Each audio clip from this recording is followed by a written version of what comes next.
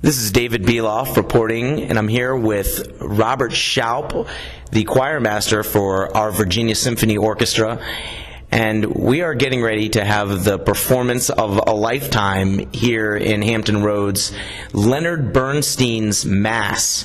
And I'm here right now with Mr. Schaup, and he's going to tell us a little bit about the Mass and where it came from and what's involved. How did this concept begin in the first place? Well, you're right when you say performance of a lifetime, because this piece is very rarely performed, largely because it takes such big forces. This piece came about, the origin of this was in the early 70s. It was actually commissioned by Jackie Kennedy in memory of JFK for the opening of the Kennedy Center in Washington. So it had a really very visible, very nationally connected origin. One of the things that's confusing about the piece for fans of classical music is that it is not unusual for people to come to a concert and hear a mass performed, meaning a Catholic worship service, a Catholic mass in a musical rendering. All the great composers wrote masses or requiem masses, so that's familiar. But this is not one of those. Mass in this case is a title of a theater piece.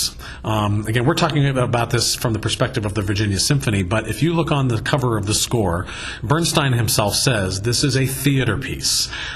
So this is a piece to be seen. The music of this score, really, it's better to think about it like the soundtrack to a film. More sophisticated and more integrated than that, but nonetheless really connected to the onstage action. So instead of just being a Mass that goes through the traditional portions of a Catholic service from the Kyrie and the Gloria through the Agnus Dei and the Benedictus, this is really the Catholic Mass as the stage set for a human drama. So because of that, you're going to hear some of those elements of the Mass. They're there, but it's really because it's about this interplay between the people that are there. So you have the central character who is the celebrant or the priest, who is leading the Mass, who is himself going through emotional turmoil and a crisis of faith. You have all of these soloists who make up a group in the score called the Street Chorus. These are all singers. Many of them come from New York. We went to New York and did a round of auditions up there and hired a number of wonderful singers who have a lot of Broadway experience. They are playing these various characters who are congregants, people who come to be at the Mass, who in various little vignettes express their thoughts and their feelings, many of which are feelings of doubt, of frustration. Sometimes they're sarcastic. It's an edgy piece. Are these people speaking, or are they all singing? Is there any just actual speaking in the show? There is very little speaking only. That is done, I think, exclusively by the celebrant. I think on a couple of occasions he speaks lines. I'm sorry, there are a couple other places where there are soloists who, in one case, it's like they're reading a letter from a family member who's in jail, some things like that. But as a plot. Oh yeah, I find it to be an intensely personal and I think very, very powerful text structure, because it takes a non-traditional location for asking hard questions, meaning in the middle of a worship service, and gives voice to all the very real conflicts and things going on in people's lives that cause them anguish and grief, all of which at the very end is brought back by the whole group sort of being reunified around the singing of a hymn that a boy soprano soloist begins. So it's a piece of struggle, it's a piece of redemption, and all of it expressed through this very vigorous, very rhythmic, very energetic music of Leonard Bernstein that people will feel is familiar to them if they've heard West Side Story or any of the other music that Bernstein is very famous for. Right, and just to give people an idea of exactly who Leonard Bernstein is, the brilliant composer, what are some of the other shows that he's done other than West Side Story? Well, he's most famous for West Side Story. He wrote Candide. He wrote a number of other works for orchestra. He was actually famous for a certain generation will know Leonard Bernstein, because in his day he had sort of the music version of Bill Nye the Science Guy.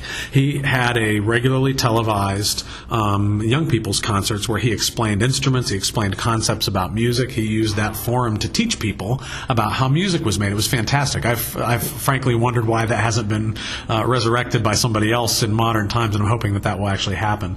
But he was sort of the face for classical music to the country, and really one of our, if you name American composers, probably the first two that come to mind are Aaron Copland and Leonard Bernstein. Excellent. Well, I understand that the production itself is just amazing because there's so many different things going on stage, so many different people, including a rock band on stage with the Virginia Symphony Orchestra. So could you tell me a little bit more about that? Well, first of all, musically, this piece is kind of all over the map. I mean, there is music that will feel like traditional choral music, orchestral music, but there is jazz, there is rock, there is music that sounds like a marching band. In fact, I think we're still actually considering using an actual marching band in one part of it. So musically, it sort of represents a whole lot of different musical styles that people will find familiar. But the production will have about 200 people on stage at one time. It's a very, very large production. And when people come, what they can expect to see at Chrysler Hall is a few unusual things. There will be a set built. So the orchestra and chorus will both be on stage, but they will be sort of nestled into what is a series of ramps for the actors to enter on and to act on. The whole downstage area, including a platform that's being built out over the seats to extend the stage. Chrysler Hall stage is already very large. We're actually making it larger by building an extension on it. We'll include the group called the Street Chorus, which are these singers that I mentioned that have good music theater experience. So we have those singers, which is about 15 of them. We have a boy soprano soloist. We have a wonderful soloist, John McVeigh, who's playing the celebrant.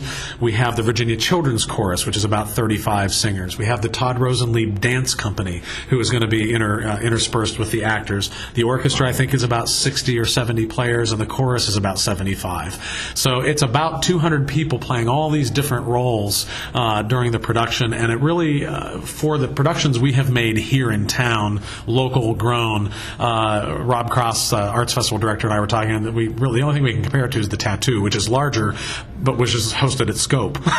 So in terms of productions at Chrysler Hall, this is really among the biggest things that has ever been done there. Wow, well, this sounds like an amazing opportunity for people who love music and who love the arts here in Hampton Roads. So I'm very excited to see Leonard Bernstein's Mass. And Robert Schaub, it was a pleasure speaking with you, and thank you so much for your time, sir. A pleasure, David. Thank you very much.